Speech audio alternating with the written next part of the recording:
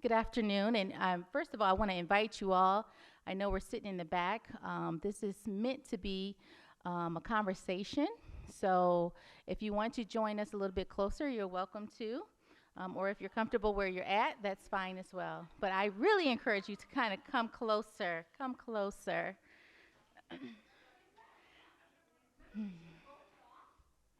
Rosa Parks fought that cause for a reason.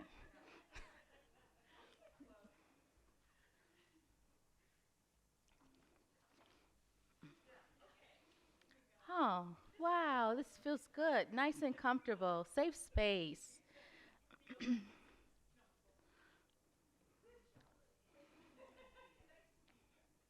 Well, good afternoon. My name is Dr. Michelle Nelson, and I serve as a postdoc here at Lawrence Tech. I have had the privilege to work with some awesome faculty, staff, and have met some great students on some of the various projects. This is one of the projects that I am here to co-facilitate. It is my pleasure to welcome you all to this program titled Documenting Our STEM Story. Hi. The purpose of this event is to showcase student films in which they wrote and produced their own STEM story in a social science seminar course with the theme Equity and History of Science. The backstory. During the winter 2022, Dr. Sabrina Collins taught a social science seminar course using storytelling and course-based research as a pedagogical tools to address equity in STEM education. This course also served as a case study to a pilot research project in which I'm involved in related to inclusive teaching pedagogy and STEM identity. This, again, the research project has been led by Dr. Sabrina Collins, who is our Executive Director of STEM Education, myself, and a colleague from the University of Rochester, Dr. Tiffany Steele. Dr. Collins will share a little bit more about that process. This project is also funded by the National Science Foundation and from the Lewis Stokes Midwest Regional Center of Excellence for broadening participation in STEM and the Howard Hughes Medical Institute. Today, we are here to watch, engage, and celebrate the incredible achievements of our students and reflect on the power of storytelling as we celebrate the diverse voices within the STEM field. As we engage in conversation with a student panel moderated by Dr. Karen Reed Hendon, I believe, along with many other,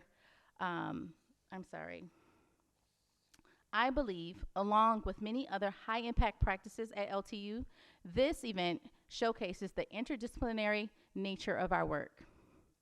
Through their stories, we will learn about others who have made significant contributions to STEM and have unique stories to share, and gain a deep understanding of the challenges and triumphs they have faced along the way. But today's program is not about just celebrating individual achievements. It's about recognizing the importance of storytelling and inspiring future generations. By sharing our stories, we can inspire and motivate others to pursue their passions and make their own mark in the field. Before we get started, I would like to thank everyone who helped to make this event happen. I would like to first acknowledge Eula in the back. She has supported, coordinated, and has just an enormous amount of LTU insight on the logistics, the process, where to go, how to get things done very quickly and efficiently. So thank you, Eula. Dr. Karen will serve as our moderator. Dr. Collins, who is the executive director, and she has been the lead on this project and the PI. She will provide support, insight, and I want to thank her for allowing me to contribute on this research project. I want to thank the HHMI leadership team and the Howard Hughes Medical Institute that have supported initiatives to support course-based research. Dr. Paul Johnson, who is our chair of the HSSC, who will offer reflective comments, and of course our students who took risks to create, embrace, and expand the boundaries of the traditional academic experience. Thank you for being here. Let's get started. I would like to invite Dr. Collins, who will provide a brief background, and of course, followed by that, we will begin to showcase the films. Thank you.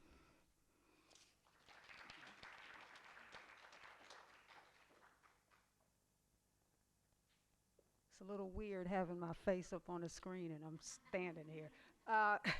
Before the braces, of course.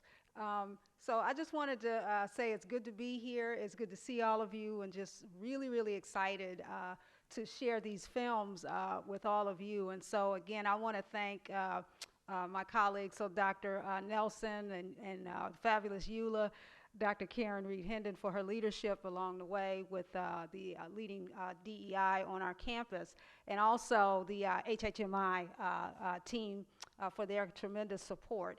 And so many of you know that my research is really at the intersection of DEI, STEM education, and I use storytelling as a pedagogical tool, right, to address equity, right, in the classroom. And so with this particular project, what we're doing is using storytelling really to address three different things, right? One, to increase representation, two, to bring in DEI, and then three, teach STEM concepts. So that's really what it's all about. And so what I'm proud to share is that myself, Dr. Nelson, and Dr. Steele, we actually submitted a manuscript to the Journal of Chemical Education. The editor got back to us, and we only have to make minor revisions, so the paper will be resubmitted soon. So we just have minor revisions, and some of the, of course, celebrating our students in this particular manuscript. The last thing I want to mention before we start screening the films is that these films are also, and I'm so excited and so proud of these students for the work that they've done. These films are actually on our storytelling and STEM education website. So if you want to access them later, you can certainly do that. And so with that, I'll turn it back over, and looking forward to these films and really the panel with the students. So thank you.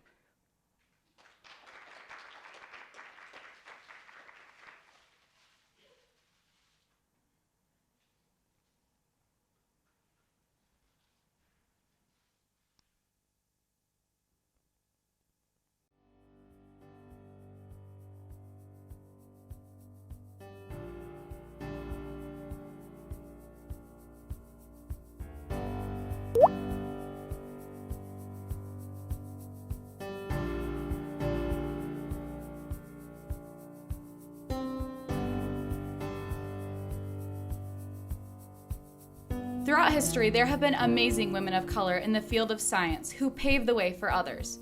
One of these notable women was Dr. Betty Washington Green, a pioneer in physical chemistry. Dr. Washington Green was born in Fort Worth, Texas in 1935 during the Great Depression. She was interested in chemistry at a young age and excelled in her studies. Her high school chemistry teacher encouraged her to attend college to pursue her education in chemistry. She excelled not only as a chemist, but as a wife and mother. She married William M. Green, who was a Tuskegee Airman. They had 3 children. A woman who would talk about, instead of milk spoiling, it's coagulated, you know, she would talk about viscosity, even as we were cooking, it was chemical terms.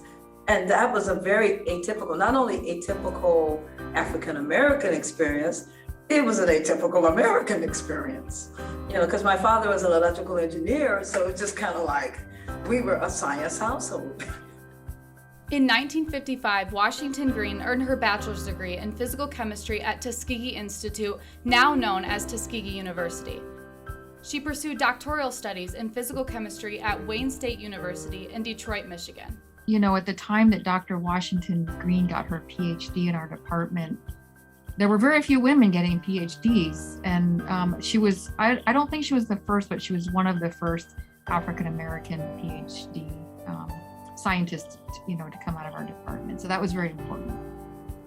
Well, she told me that it was challenging to climb the ladder, as a woman or as a woman of color. And so to be extra good, to make sure you dotted every I, you've crossed every T. and don't take for granted and don't expect people to give you a pass. I think she loved the colloid chemistry and the surface chemistry. And whatever challenges the science presented, that didn't bother her so much. As in every place, there were occasions of, just the political jockeying that occurs among people. But I don't remember her being disappointed with the science aspect of it. Dr. Washington Green received a PhD in physical chemistry from Wayne State University. She was one of the first female African Americans to earn this distinction. Wilfred Heller, a Wayne State University professor and chemist, became her mentor and provided support through her academic journey. I remember so many times she spoke admirably, of her thesis advisor. And so I think she just felt that she had the wherewithal to take on the task at Dow Chemical. And she was grateful for the opportunity. She began her career in 1965 at Dow Chemical Company in the Saran Research Laboratory in Midland, Michigan. She conducted extensive research and made great strides in colloid and latex chemistry. She was a pioneer at Dow, the first African American woman to work for the company. She paved the way for other talented Black female scientists. Dr. Washington Green retired from Dow in 1990, where she is credited with several patents and countless impactful discoveries after 25 years of service. Yeah, so in terms of what really she has done, she specialized in latex products, right? Or the understanding of the chemistry of latex products and colloidal science. And so that goes a far way within Dow in terms of, the reach of technology that pushes forward. And then also the fact that her work kind of led to quite a bit of innovation in the paper industry. So I think that is, really valuable in terms of her impact at Dow. She was very influential in terms of what she did, right? So being one of the first African-American females to land a job here at Dow in that regard from a technical perspective, I think that was very huge, right? So with that, it kind of spearheaded the influence of what could happen later on down for other folks within that, cultural demographic. It's not just her being hired into Dow, it's the impact that she had with a lot of the work, right? So being able to be patented, a published scientist, and then your work being used for further processing down the stream, right, where your science gets influenced into making new products and new materials. I think that's huge, right? Dr. Betty Washington Green passed away in 1995. Her story has captured the interest of countless scientists, chemists, students, women of color, and many others. Wayne State University and Dow Chemical have promised to honor Dr. Washington Green with a lecture series that honors her legacy. We will look to highlight Dr. Green's efforts from her legacy to her work that Dow Chemical is sponsoring. And so that's something that really highlights, her impact and legacy all throughout. So that symposia is actually in sponsorship with Wayne State. And so, we'll be able to talk through her work and then also give speakers a chance to really talk through their science that is really an impact from her work. And these scientists are from, across the nation. And so those are just ways that she continues to be remembered. So I think it was important to have, a balanced lecture series where we highlight all types of scientists, male, female, from different backgrounds. She's a perfect person to kind of highlight. There's a ton of successful alum that come through here. Her story is really, a great story, and so I'm glad it's coming, and getting a lot of notoriety. And Dr. Chow, very generous in sort of giving a lot of money to kick this thing off and make it from just an idea and a conversation into something real. And from there, we were able to get other monies to help, make it grow. And so there's been a lot of generosity from Dow Chemical and from just a lot of people have been very generous to support this. I miss her, but I think that when you miss someone, that's a tribute to their value in your life. That's a tribute to how valuable they were, how good the relationship was. And there's not many of those in life. I would hope she's proud of me. I hope that I carried on the legacy of our family. And I would hope that she would say, I see that you're doing your best and keep on doing that.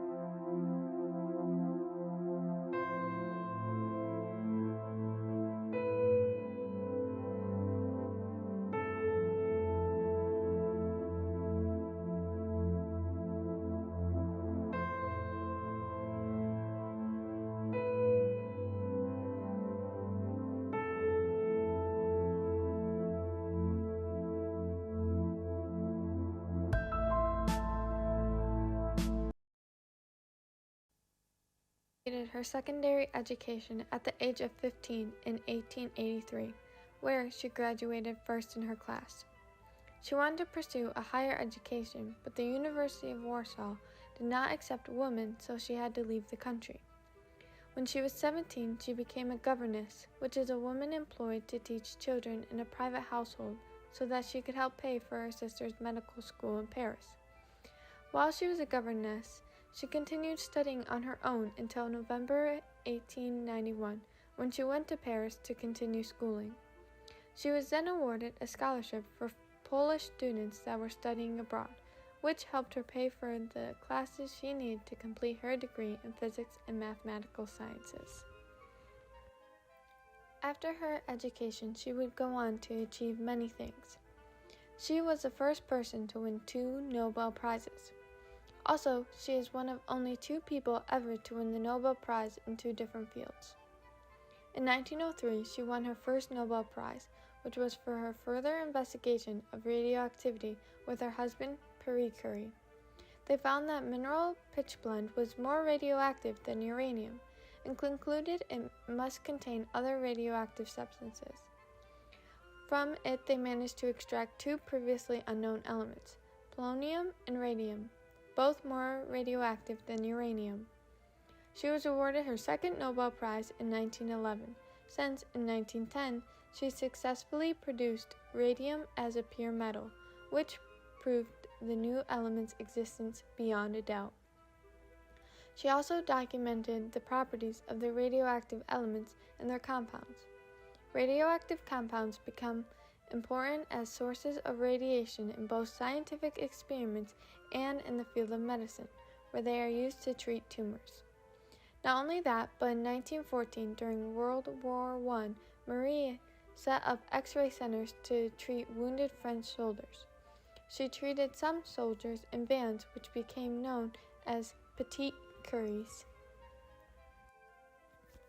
On April 19, 1906, Pierre Curie, Marie's husband, died after being hit by a carriage while crossing the Rue Dauphine in the rain.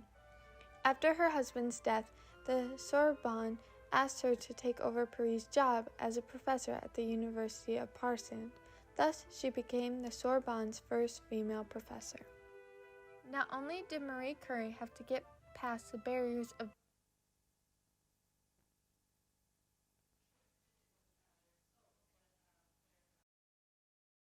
Originally, I chose this project because I knew the benefits that YouTube held for me and how much hours that I spend on it concurrently every month or every day.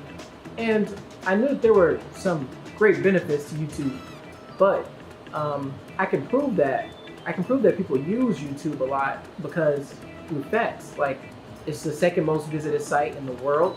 It nets around 22.8 billion users monthly. The only thing that's ahead of it is actually Google, with over 30 billion. Then, its competitors like Instagram, they only net 1 billion a month, or Facebook netting only 2.9 billion a month.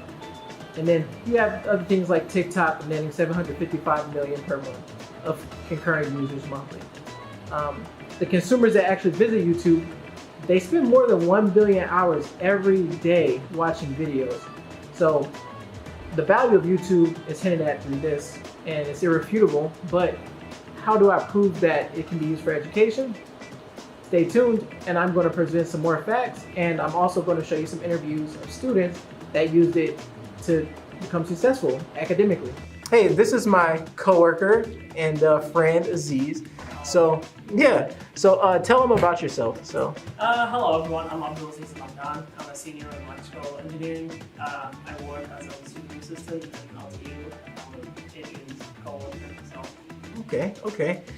So as an electrical engineer and EC lab technician, what do you do? Like, what do you do here? I was primarily hired to work on E14, especially the PCB milling machine.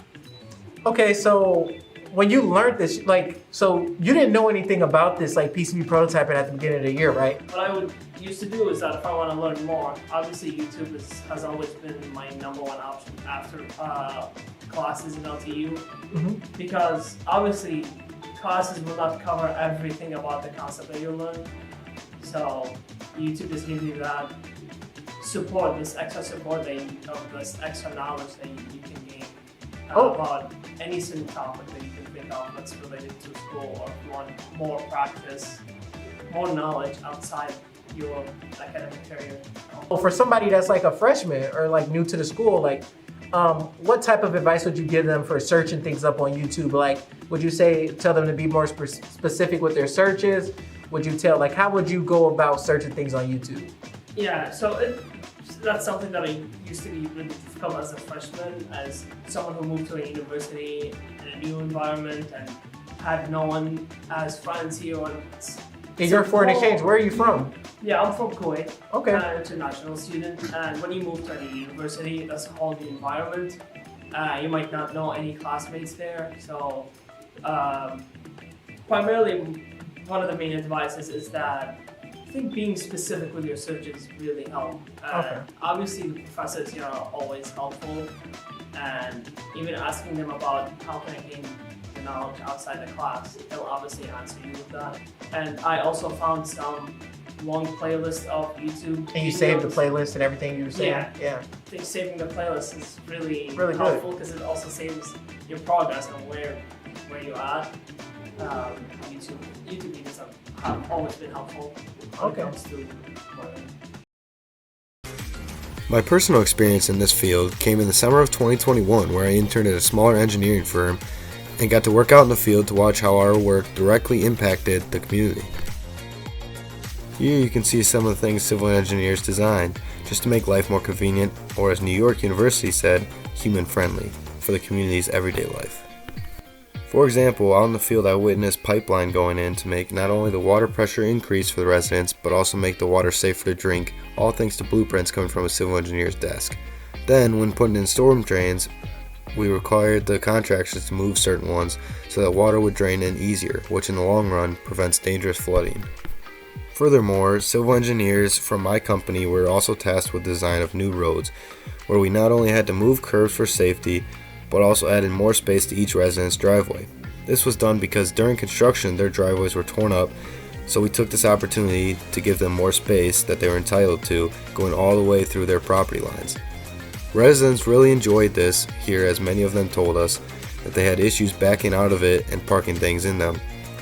To continue, the engineers designed bigger sidewalks to where it would also eliminate sharp curves around poles and annoying bumps throughout the sidewalk. This was all done for the citizens of the community.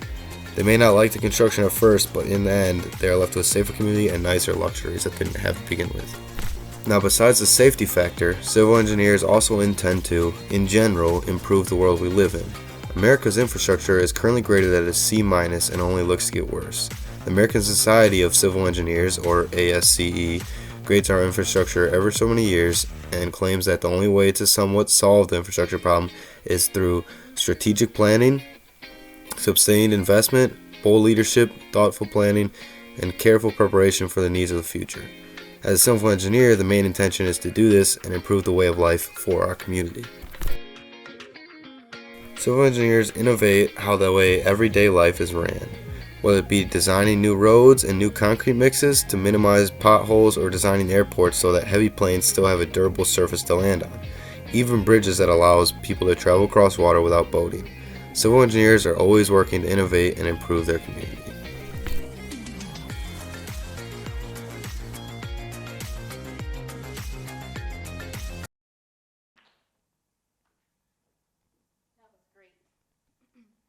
I want to thank our student films, our students. They are here with us, and I would like to invite you to join me in the front as we begin to engage in some conversation in a panel discussion.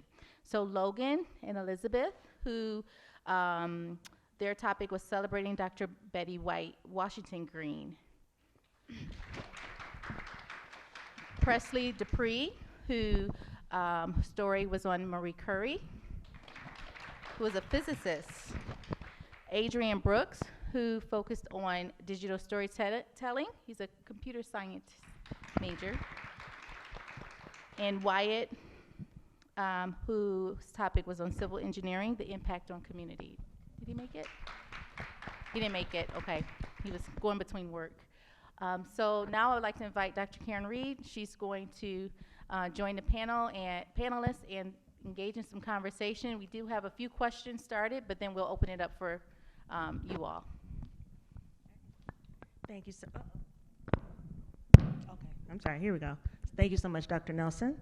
So the first thing that I want to do, let's please give these individuals another round of applause. They did a really, really nice job.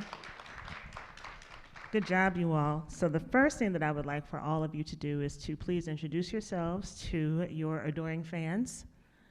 Give your name and what year you are and your major. I'll go first. I mean, you're right here, yeah. so. So my name is Adrian Brooks. I'm a senior in computer engineering. And what was the last thing? And you're junior? Senior year. Yes, senior year. Okay. All right. Hi, I'm Logan Danher. I'm a fifth year here at Lawrence Tech, and I'm in the media program. So, yeah. I'm Elizabeth. I am a junior, senior, not really sure, but I'm a media comm major. I'm Presley Dupuis, and I'm a junior in biomedical engineering. Okay. All right, wonderful. So the first question that is probably the most important question that I want to know, that I'm sure is on everyone's mind, is what was your process in developing your short films? So actually, I'm going to start down here with you, Logan. Oh, not Logan. Presley. So I started with making an outline of what I wanted to portray in this documentary, and then doing the research to kind of emphasize the points I was looking for, and then making the whole thing, the audio, like my script, and then putting the pictures. Okay. So Elizabeth, Logan? Yeah, I was gonna say, this is like kind of Logan's thing. Yeah. Big thing was researching my topic, just the people involved, Betty Washington Green, her story. I did a lot of research in who I could get in contact with. I did a lot of phone calls to Wayne State. I did just a lot of stuff trying to get just more information about her, a lot of research. And then it was trying to craft the story, I guess, was the next step. And so then you go off those interviews that you do with all those people, you pick out all the pieces that, fit well to the story. And then the more interviews they go to, the longer the story gets. And so it just kind of evolves over that stuff that you go through. And so then I needed someone to do the voiceover. So I contacted Elizabeth, who does great voice work for state champs. And she's amazing at what she does, and I said, hey, could you help me out? And so what did it do, like a day? Yeah. Took us maybe a day Yeah. to just write down everything, get it all kind of perfected, and then we just recorded it in a sound room and polished it up. So that was kind of how the process went. I did it all, actually, on crutches too. I had the ACL surgery, so wow. That was just another challenge, but we got to work. Okay. So yeah. All right, Adrian, what about yourself? So my process was, I wanted to do kind of a project documenting like YouTube and how it benefits, the education of students. So it started with a bunch of facts about YouTube, just a bunch of research. A lot of it didn't make the final cut because it was really long. Yeah. So like the scene with me just sitting in the lab by myself, it was like a long scene, and I had to like edit it down. So I wanted to make the focus about the students, so I made sure a lot of their information kind of made it to the final cut. I just wanted to focus on the interviews. That was my main thing. Okay, so all of you said something very interesting, which is really, really important, and that's research. So research is very critical to the work that you all did for your short films. So In doing your research, all of you came across lots and lots of information. So every one of you has said in one shape or another, there was lots of information, and I had to figure out what to, cut out and what to keep. But was there anything that you learned that you thought to yourself like, wow, this is really, really interesting? Anything that just kind of like blew your minds? I mean, I can go. So just doing research on YouTube, I didn't know that, overall people spend 1 billion hours a day on YouTube, like everybody, which is pretty crazy. And I found out like just a bunch of facts about YouTube is like the start of it and everything is like way more convoluted than, like the story of Facebook, for example, we know like the CEO and stuff like that. The story of YouTube is like way more convoluted. So yeah, it just was interesting to learn more about that and just about my fellow classmates, because the people that I interview were actually like my friends and classmates and coworkers. Just kind of learning how they use YouTube and how I use YouTube and the similarities was pretty interesting. Okay. As a parent, my kid is always on YouTube. So my algorithm is completely destroyed, completely. So Logan, what about you? I learned a lot about just the historical sense on mainly Dr. Betty Washington Green, what she did at Dow, what she did at Wayne State. I learned a lot about Wayne State too. There's a couple shots in there that I actually went to Wayne State and shot some stuff in their chemistry labs, and I shot some stuff outside. Learned about the campus, learned about kind of what these students do. I mean, I'm not real into the chemistry department, but when I got this job for Dr. Betty Washington Green, it really got interesting and it really got me into that stuff. And I learned just so much from that field and from the people that I interviewed, from the professors at Wayne State, Dr. Betty Washington Green's daughter. Just it was pretty cool, that I have to say. But yeah. Okay. All right. And Presley, what about yourself? So I feel like I just learned a lot about Marie Curie because, like, her name was mentioned, but, like, in class you don't really do in-depth research outside of what your professors tell you unless you have to. So having to do this documentary and learning more about her is really interesting, and I liked, like, just hearing the different things she accomplished. Sure. So the whole purpose of the course is about the counter stories, right? So in learning about these counter stories in STEM, how did your major help you to begin to look at other people's experiences and thinking about how people come to think about getting involved in those majors? I know. I could go first. There it is. So throughout the course, I learned just exactly like how hard it was for many people that are trailblazing, but that, like, for example, first African American person to attend college, things like that. Mm-hmm. Like, it was just really interesting to see the struggles and that they went through.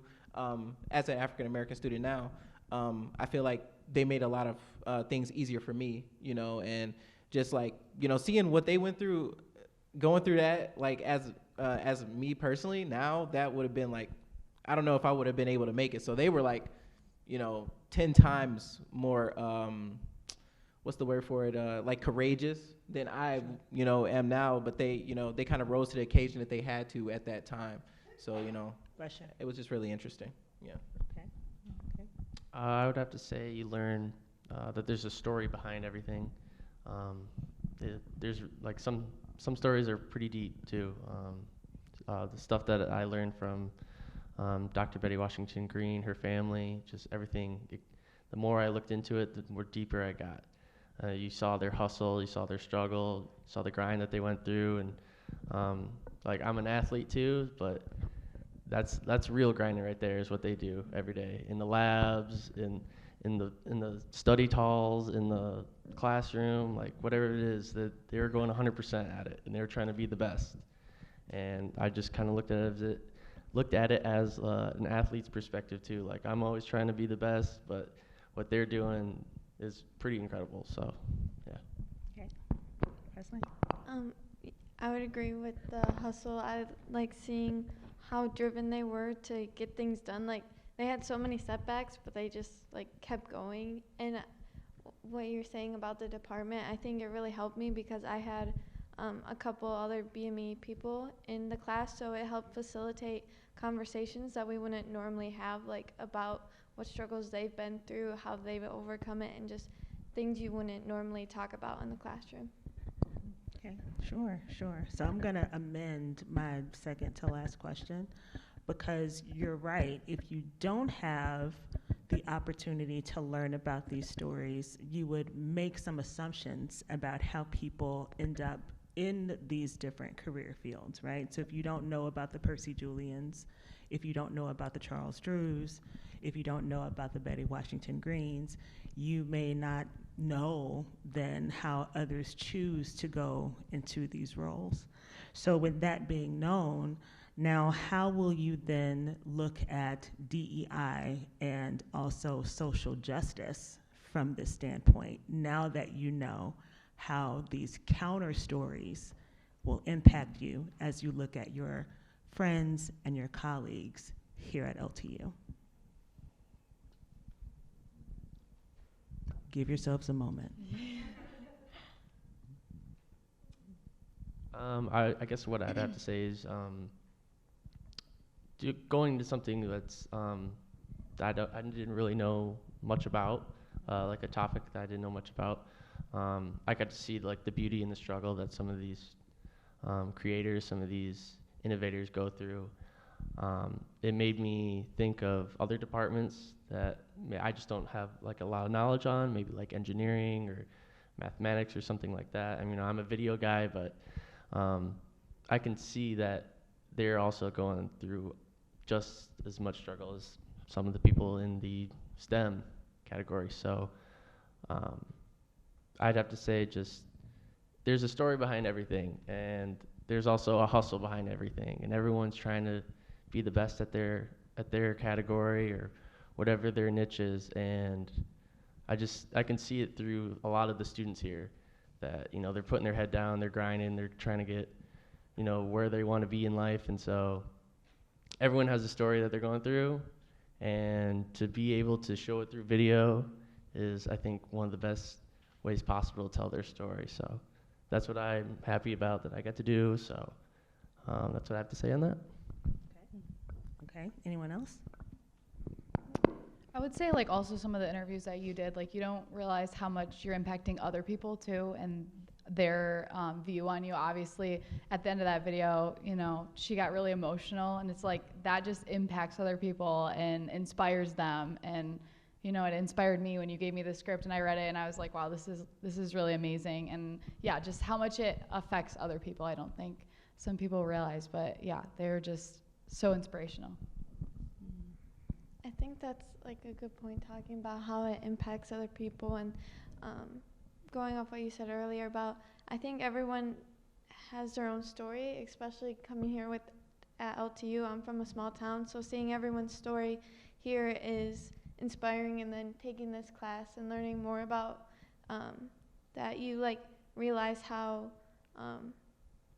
we're all like come from different paths, but we're all like here and impact each other in some way. So Yeah, I was gonna say something similar to everybody, pretty much. Like, just like from this course, I was able to see, and taking that back to like other students that are in LTU.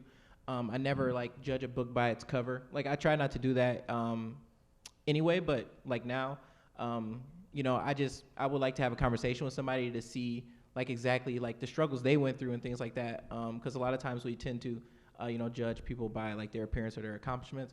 But a lot of times, depending on their background, it might have been 10 times harder for them just to get in the same situation as you. So that's kind of just something I learned and, you know, shed a light from this course, the material of the course. Okay. I think that's a great way to end that. So let's give them another hand. Okay. So at this point, we want to open it up to questions from the audience. Yes. Well, first of all, I do look forward to watching all the videos in their entirety. I know that it had to be a lot of abbreviation in the interest of time. I'm very impressed by the quality.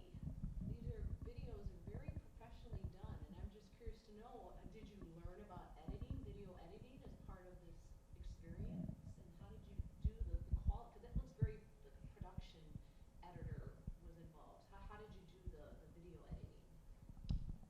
I'm part of the media program here. I also help tutor editing at Lawrence Tech. That's the department that I think I got most into here at Lawrence Tech was editing. And Dr. Collins, I think, knew that from Jody, who is the head of the media program. And, I said, I could make you something. How I learned about editing was through YouTube. There's a lot of stuff you can learn. I got the basics of editing. Shout out to YouTube. Yeah, shout out to YouTube.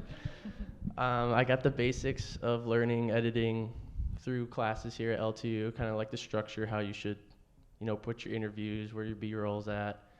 But all the effects, all the stuff that are kind of they don't teach, I kind of learned through YouTube by myself. And with that said, and how it looks so professional too, is a lot of those shots were stock footage, free stock footage that you can use.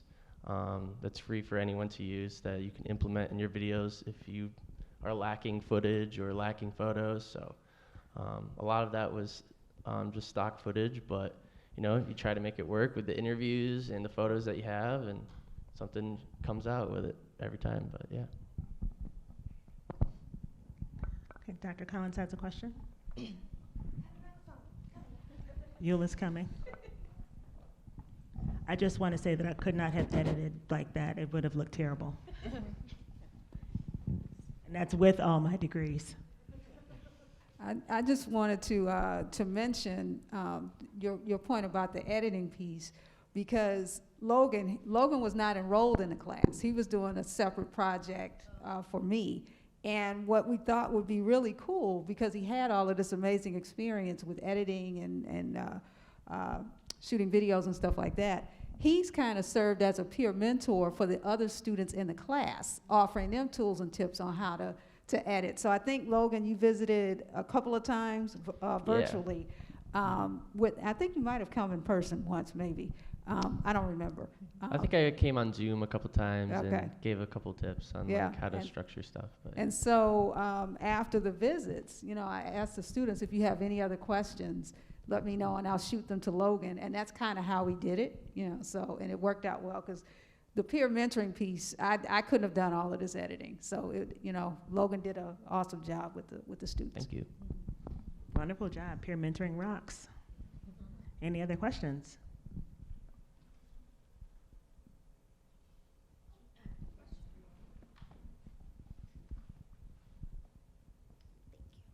Great job, guys. I guess my question relates a little bit to, and I know this wasn't a choice that you were given. I'm assuming that Dr. Collins told you will make a video. Yes? No? Yes, okay. But, a more sort of historical approach would have been to have you do the same type of research and write a paper, right? Which may there's trade-offs, right? So thinking about, you guys many of you have more skills with writing.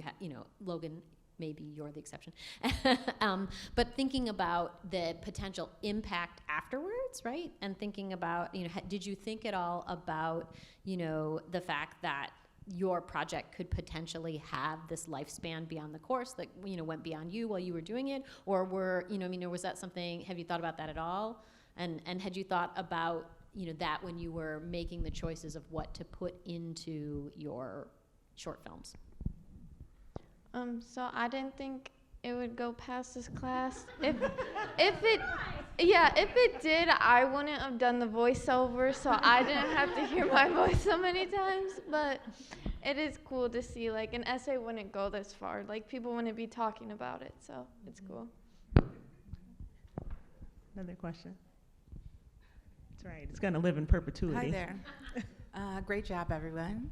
I have a question about learning. So you've all written papers, so it doesn't matter if you're engineering, science, whatever, media. So you've all written papers, you've had hands-on labs, you've all been engaged in research. I'm wondering, the act of making media, of researching and then having to take it a step further and play with it and turn it into media of some sort, in this case a film, did that help the content stick to your brain? Did it help you learn on a more deep level or in a different way? Did you find learning was more fun when you had to create something with the knowledge that was visual? I would say definitely. When you edit things on, especially like on Premiere Pro, which is the software we use here at LTU, yeah, you watch the video and all the pieces probably 100, 150 times. And so every part in the video, like I know what's gonna happen here, and I know what they're gonna say exactly. And so hearing it, it's kind of just like repetition. It gets stuck in your brain, and you're like, okay, oh, that's what she's meaning by this. Oh, that's what he's meaning by that. Oh, okay, so these two things connect. Okay. And then also like the research that I had to go into before creating the story. You gotta know how these things connect. You can't be just saying scientific terms and just putting them in random spots. You need to learn actually, like, what does this stuff mean? What are they talking about? Does it connect to what he said before here, or does it connect to over here? And so you have to be really tedious in your work of, does this make sense if I knew nothing about it? If I knew nothing about this object, or I knew nothing about this category, and I watched this video, would I learn something from it? And so that's kind of how I go into when creating a story like that. Okay, I'm sorry, I'm a writing teacher, so I just want to follow up with that. I agree, like I've taught videos and students feel like that, right? But the thing is, and I want to know, like, what do I want to know? Your deepest, darkest, why you don't like writing. But, because you should do all that when you write a paper too, right? Like, so how come the media shift is so much more engaging for you all, right? Because if I actually, like for me, because I'm way older than you, the writing is how I do that. And if I had to create a video, I'd be like curled up in a corner crying. But so I just want to know, like, what is it? Is it because you've been immersed in that your whole lives? Or is it just because it's something new to you? Because it's the topic? Like, what part of that makes you want to do it and do it and do it? And maybe not Logan, because you've been, like, maybe it's one of the others, just because it's newer to you. So I'm just wondering, was it as engaging? So I'm sorry. I'm an engineer, so writing just doesn't. It's not. English is hard. So I think this is different because, like, I've always been like, I always have to kind of force myself to write. Well, this is more of like a creative thing that, like, it didn't feel like something I've had to do and like force myself to do. It was like a project I could continue to work on. So I think that's why it was different. I think like hearing the voices too, like just hits home a little bit. Reading it, like I love writing and everything, but I've always learned better watching and being able to put pictures to what they're saying. So I think that it makes a big impact to like be able to see it. Yeah, I mean, I grew up loving movies. I grew up loving TV shows, loving film, dissecting film and TV shows. And that's kind of how my brain works, is I see, when you tell me a story, I make a movie in my head about it.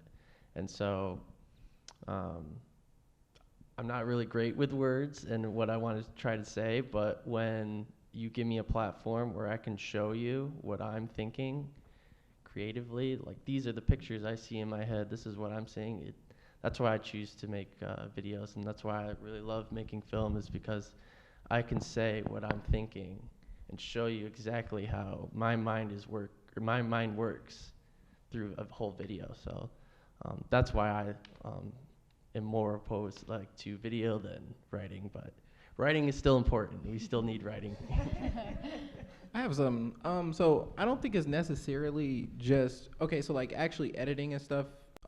It adds a new element to it, but I think it's the storytelling part that's like for example like a play. Like you have to think about multiple different things versus like writing an essay. Like what type of background do you want to convey your message? Things like that, like the lighting.